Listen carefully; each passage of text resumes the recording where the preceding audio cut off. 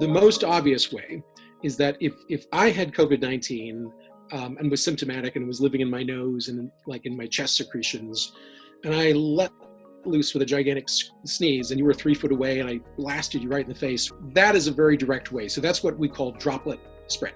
The second way is through the things that I touch that then you touch, so that there's some inanimate object that connects us. That's what people are concerned about when they think about the mail or when they think about the supermarket. The third route of transmission, which is, I think, the most complicated and in some ways the most anxiety-provoking, is that some proportion of COVID-19 is spread through aerosols. In aerosols, we're talking about very, very, very small, tiny vapor-like droplets that are below the size of a micrometer, maybe 100 nanometers, that can float around in the air for minutes or maybe even hours after I have left that space. When we think about the 6-foot radius that we're supposed to keep away from each other, the reason for the 6 feet is that that's about the maximum distance that I could possibly hit you directly if I sneezed or coughed.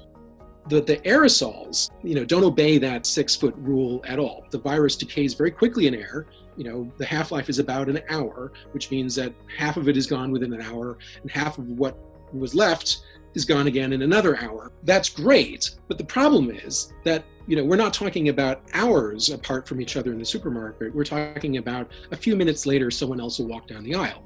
Or maybe a few seconds later. And so even though it's decaying within a matter of hours, still, I think this is a substantial risk that people are taking. You obviously can't protect yourself against that by washing your hands or wearing gloves. For that, the only protection really would be a mask.